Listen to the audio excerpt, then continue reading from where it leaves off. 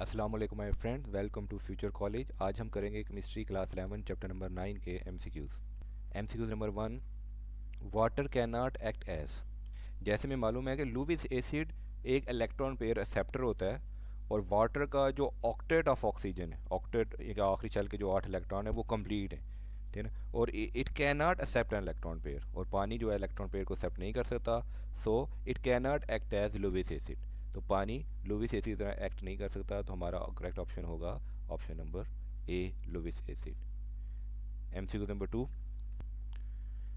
pH of 0.01 molar HCl solution is. देखिए जैसे हमें मालूम है pH का फार्मूला होता है minus log of H plus ion की कंसनट्रेशन, H प्लस आयन की कंसनट्रेशन।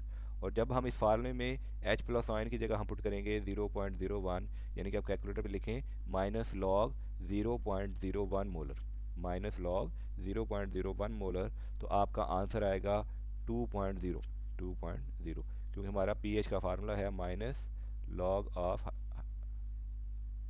एच प्लस आयन, और इसकी जगह आप ये वाली वैल्यू लिख दें। ये वाली वैल्यू आप इसके अंदर यहाँ पे पुट करें और कैलकुलेटर में आप इसका बटन दबाएं तो आपका आंसर आएगा 2.0। तो हमारा करेक्ट ऑप्शन होगा 2.0। तो 0.01 मोलर HCl प्रोड्यूस 0. ठीक है ना, और 0.01 molar H plus ion, 0.01 molar HCl produce 0.01 molar H plus ion. So H plus ion की तादाद ये है, ये इसको यहाँ पे पुट करें तो आपकी pH आ जाएगी 2। मेरे पास बुक में थोड़ी सी मिस प्रिंटिंग है, 2 के बाद 4 आ गया है। 4 MCQ है।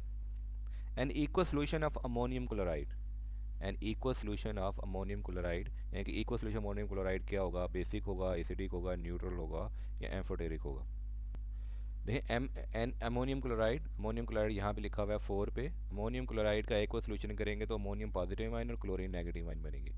अमोनियम पॉजिटिव आयन रेड करेंगे वाटर के साथ, तो क्या बना देंगे? अमोनियम पॉजिटिव वाटर के साथ रेड करेंगे तो अमोनियम हाइड्रोक्साइड बना देंगे और साथ में H प्लस आयन रिलीज करेंगे। सी H प्लस आयन जो होंगे वो प्रोड्यूस होंगे, तो H प्लस आयन अगर आपके सोल्यूशन में प्रोड्यूस हो रहे हो तो आपका सोल्यूशन एसिडिक हो जाता है। तो अगर OH माइनस आयन प्रोड्यूस हो रहे हो तो आपका सोल्यूशन बेसिक हो जाता है, ठीक है ना। OH माइनस सोल्यूशन बेसिक हो जाता है, लेकिन यहाँ पे प्रोड्यूस हो रहे हैं आपके पास H प्लस आयन, तो आपका सोल्यूशन हो जाएगा एसिडिक। तुम्हारा करेक्ट ऑप्शन होगा B, acidic. MCQ number 5, an aqueous solution और विच कंपाउंड इज बेसिक। किसका एक्वस सोल्यूशन बेसिक होगा? देखिए जो भी कंपाउंड पानी के अंदर पानी से रेड करके OH माइनस आयन प्रोड्यूस करेगा, OH माइनस आयन प्रोड्यूस करेगा, उसका सोल्यूशन बेसिक होगा। नंबर 5 पे देखें, पोटेशियम कार्बोनेट, ये 2 पॉजिटिव आयन प्रोड्यूस करेगा कार्बोनेट के -2, और CO3 -2 आयन ये पानी के साथ रेड करेगा और पानी से रेड करके ये OH माइनस आयन प्रोड्यूस करेगा। जैसे ने पहले पढ़ा था H प्लस आयन प्रोड्यूस करे तो एसिडिक, तो OH माइनस आयन प्रोड्यूस करे तो हमारा सोल्यूशन क्या हो जाएगा? वो बेसिक हो जाएगा। तो OH आयन जो प्रोड्यूस होते हैं सोल्यूशन बेसिक हो जाता है। सो इसमें से हमारा ऑप्शन होगा potassium carbonate. MCQ number 6, we statement about acid is not correct. इसमें से कौन सी स्टेटमेंट एसिड के लिए ठीक नहीं होती है? तो एक एसिड में हमेशा ऑक्सीजन मौजूद हो, ये प्रैक्टिकली पॉसिबल नहीं है, तो ये स्टेटमेंट हमारी करेक्ट नहीं है। जैसे हमारा एक कॉमन एसिड है, बहुत आम से बच्चे जानते हैं, HCl, हाइड्रोक्लोरिक एसिड। देखें हाइड्रोक्लोरिक एसिड में तो ऑक्सीजन मौजूद नहीं है, तो ऑलवेज एसिड के अंदर हमेशा ऑक्सीजन हो, तो ये प्रैक्टिकली पॉसिबल नहीं है। बहुत से ऐसे एसिड होते हैं जिसमें ऑक्सीजन नहीं होती, जैसे मैं बताया HCl, तो हमारा करेक्ट ऑप्शन होगा B. MCQ number 7, if a liquid has pH 7, अगर उसकी pH 7 है तो वो न्यूट्रल होगा। Dates a very easy MCQ, ठीक है। हमें मालूम है कि 0 से 6 तक एसिडिक होते हैं और 8 से 14 तक बेसिक होते हैं, तो जिसकी pH 7 हो वो न्यूट्रल होता है। MCQ number 8, when air is bubbled through pure water the pH is lower from 7.0 to 5.6। जब हम प्योर वाटर जिसकी pH 7 है, उसमें हम एयर को बबल करते हैं, एयर डालते हैं, तो पानी की pH पहले 7 थी तो ये ड्रॉप हो गई, pH 5.6 हो गई। क्यों सिद्ध होगी? क्योंकि पानी के अंदर हमारे पास एक गैस होती है जिसे कहते, सॉरी, एयर के अंदर हमारे पास गैस होती है जिसे कहते हैं कार्बन डाइऑक्साइड, और कार्बन डाइऑक्साइड एसिडिक गैस है। ये जब वाटर में मिक्स होती है तो उसकी pH कम कर देती है, जैसे हमारा रेन वाटर होता है, रेन वाटर एटमॉस्फेयर से कार्बन डाइऑक्साइड को अब्जॉर्ब करता है तो वो बिकम एसिडिक हो जाता है। एसिडिक हो जाता है। अगर वो नाइट्रोजन ऑक्साइड और दूसरे स्मोक को भी अपने अंदर डिजोल्व करे तो फिर एसिडिक रेन में कन्वर्ट हो जाता है। तो एयर के अंदर हमारे पास गैस होती है जिसे कहते हैं कार्बन डाइऑक्साइड। जब वो पानी में डिजोल्व होती है जो जिसकी वजह से उसकी पीएच कम हो जाती है। इसमें जो आर्गन, नाइट्रोजन, ये तुम्हारी न्यूट्रल गैसेज हैं, ये पीएच को ड्रॉप नहीं करती और ये ऑक्सीजन भी पीएच को ड्रॉप नहीं करती। तो मेन गैस है जो पीएच को ड्रॉप करती है, उसे एसिडिक कर देती है, वो है कार्बन डाइऑक्साइड। यहाँ देखें, जब कार्बन डाइऑक्साइड वाटर से रिएक्ट करती है तो ये बनाती है कार्बोनिक एसिड। कार्बोनिक एसिड, और एसिड की पीएच 0 से 6 के दरमियान होगी तो ये एक वीक एसिड है।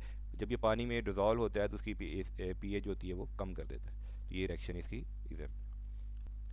Next MCQs, is 25 centimeter cube of 1 mole decimeter cube nitric acid is added to 50 centimeter cube of 0.5 moles, ठीक है ना, 0.5 moles of potassium hydroxide solution, what will be the pH of resulting solution? तो resulting solution की pH क्या होगी? अगर 25 centimeter cube 1 molar हम nitric acid 50 centimeter cube 0.5 molar potassium hydroxide में डिजोल्व करते हैं तो resulting solution की pH क्या होगी? ये देखें, नाइट्रिक एसिड हमारे पास एसिड है, ये हमारे पास एसिड है, और ये पोटेशियम हाइड्रोक्साइड हमारे पास बेस है। एसिड जब भी बेस से रिएक्ट करेगा तो सॉल्ट एंड वाटर बनाएगा, तो सॉल्ट भी न्यूट्रल है और वाटर भी न्यूट्रल है, तो इसका बेस्ट ऑप्शन होगा 7। इसका सोल्यूशन भी देख सकते हैं, मैथमेटिकली सॉल्व भी कर सकते हैं। 1 mole of decimetre cube mean 100 centimetre cube contain 1 mole, so 25 centimetre cube become 0.025 decimetre cube, ठीक है। सिमिलरली 0.4 डेसीमीटर मोल पर डेसीमीटर क्यूब के 100 सेंटीमीटर क्यूब कंटेन 0.5 मोल। तो 50 सेंटीमीटर क्यूब जो हमें दिया हुआ है उसे हम 1000 से डिवाइड करेंगे, 50 से मल्टीप्लाई करेंगे तो इसमें आ जाएंगे 0.025 मोल्स।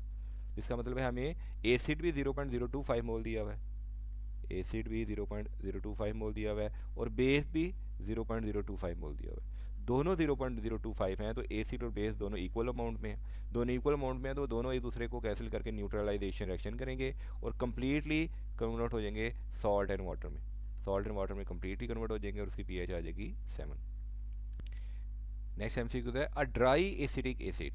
देखिए, जो एसिड होता है वो लिटमस पेपर को एक्वस सोल्यूशन में, पानी के सोल्यूशन में उसका कलर चेंज करता है। तो यहाँ पे है ड्राई एसिडिक एसिड, ये एक्वस सोल्यूशन नहीं है, ये एक्वस सोल्यूशन नहीं है। तो जब हम इसके ऊपर लिटमस पेपर रखेंगे तो इस पे लिटमस पेपर पे कोई इफेक्ट नहीं आएगा, तो रिमेन अनचेंज हो जाएगा, रिमेन अनचेंज हो जाएगा। क्यों रिमेन अनचेंज होगा? क्योंकि लिटमस पेपर बताता है चीज़ एसिडिक है या बेसिक है जब वो एक्वा सोल्यूशन है कि पानी में एसिड या बेस डिजॉल्व हो, उसमें हम लिटमस पेपर को डिप करें तब हमें लिटमस पेपर बताता है कि चीज़ एसिडिक है या बेस है। अगर वो सॉलिड फॉर्म में या ड्राई फॉर्म में है तो लिटमस पेपर उस पर एक्ट नहीं करता, लिटमस पेपर एक्ट नहीं करता, क्योंकि जो एक्वा सोल्यूशन के जो लिक्विड मालिक्यूल हैं वो लिटमस पेपर के अंदर अब्जॉर्ब होते हैं, जिसकी वजह से लिटमस पेपर अपना कलर चेंज कर रहा है। अब ये तो सॉलिड है, तो सॉलिड ड्राई एसिड के जब हम प्लेस करेंगे लिटमस पेपर पे तो इस पर कोई इफेक्ट नहीं होगा, ये रिमेन अनचेंज होगा।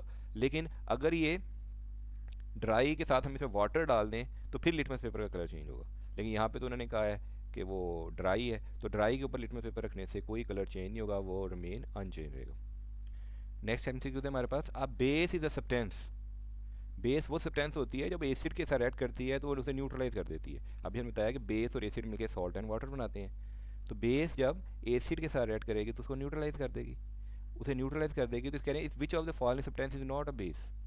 तो ऐसे सब्सटेंस जिनके अंदर OH आयन ना हो वो बेस नहीं होती। तो देखें एक्वस अमोनिया, अमोनिया तो हमारे पास बहुत स्ट्रॉन्ग बेस है, ठीक है ना, NH3 फार्मूला इसका आपको मालूम होगा। अमोनिया तो हमारी बहुत ही स्ट्रॉन्ग बेस है, ठीक है ना। कॉपर ऑक्साइड भी हमारी स्ट्रॉन्ग बेस है। सोडियम कार्बोनेट ये भी हमारी स्ट्रॉन्ग बेस है। तो उन्होंने पूछा which are the not base, तो हमारी ये भी स्ट्रॉन्ग बेस है, ये भी स्ट्रॉन्ग बेस है और ये भी स्ट्रॉन्ग बेस है। इसमें से कौन सी स्ट्रॉन्ग बेस नहीं है? नॉट पोटेशियम क्लोराइड हमारे पास स्ट्रॉन्ग बेस नहीं है। पोटेशियम क्लोराइड हमारे पास ये जो है ये एक सॉल्ट है, पोटेशियम क्लोराइड सॉल्ट होता है, पोटेशियम क्लोराइड एक सॉल्ट है, ये हमारे पास बेस नहीं है, ये हमारे पास क्या है? एक सॉल्ट है, ठीक है ना। जैसे इसमें क्लोरीन आयन आया है तो हैलोजीन ग्रुप 7A, तो हैलोजीन मिलके तो जो कंपाउंड बनाते हैं, हैलोजीन तो लेटन वर्ड है जिसका मतलब भी सॉल्ट फार्मर है। हैलो मीन सॉल्ट और जेन मैंने फार्मर, तो ये में हैलोजीन क्लोरीन हैलोजीन दिया हुआ है, जो देखना ये नेगेटिव आयन क्लोरीन हमें दिया हुआ है, इस पर नेगेटिव आयन है, ठीक है ना, और पोटेशियम पे पॉजिटिव आयन है, ठीक है ना। तो पॉजिटिव और नेगेटिव आयन मिलके जो चीज़ बनाते हैं, ठीक है, वो एक सॉल्ट होता है। तो पोटेशियम क्लोराइड हमें यहाँ से ही पता चल रहा है कि ये एक सॉल्ट है, तो हमारा करेक्ट ऑप्शन होगा C, ठीक है ना, ये बेस नहीं है, ये सॉल्ट है।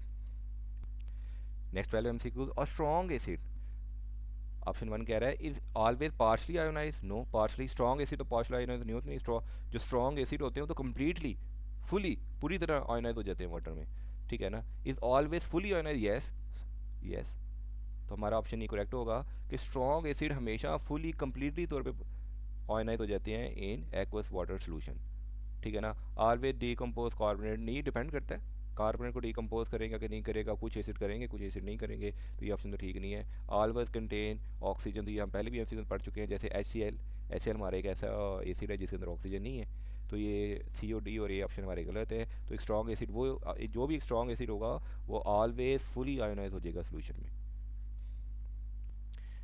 Next MCQs, which are the following oxide dissolve in water form acidic solution. देखिए हमारी फैक्ट्रीज, हमारी गाड़ियाँ, इसके धुएं में एक बहुत जहरीली गैस मौजूद होती है जिसे कहते हैं H2SO4, ओ सॉरी इसके गैस होती है SO2 जब ऑक्सीजन से रेड करती है तो SO3 बनाती है, और ये वाटर वेपर बादलों से रेड करती है तो H2SO4 बनाती है। तो which is following oxide dissolve in water, ये SO2 एक ऐसी गैस है जो पानी में डिजॉल्व होती है, और H2SO4 एक स्ट्रॉन्ग बनाती है, तो क्या बनाएगी एसिडिक सोल्यूशन। तो कौन सी हमारी गैस है, SO2 is a very strong gas which dissolve in water in the presence of oxygen to make H2SO4। यहाँ पे देखें SO2 वाटर के साथ डायरेक्ट ऐड कर रही है, वैसे यहाँ पे ऑक्सीजन भी होनी चाहिए, और ये बना रही है H2SO3, अगर हम यहाँ पे ऑक्सीजन डाल दें तो बना देगी H2SO4।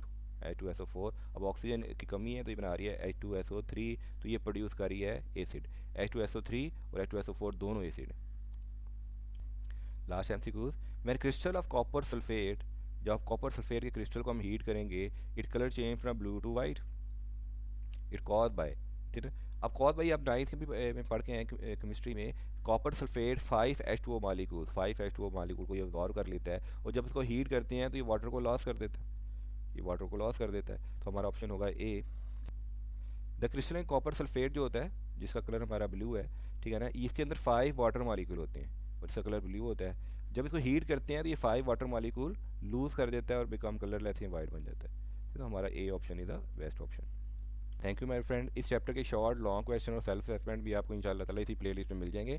जाते हुए हमारे चैनल को सब्सक्राइब कीजिएगा, अपनी प्रॉब्लम हमारे कमेंट्स बॉक्स में लिखिएगा, अपना ख्याल रखिएगा, फ़ी अमान अल्लाह, अल्लाह हाफिज़।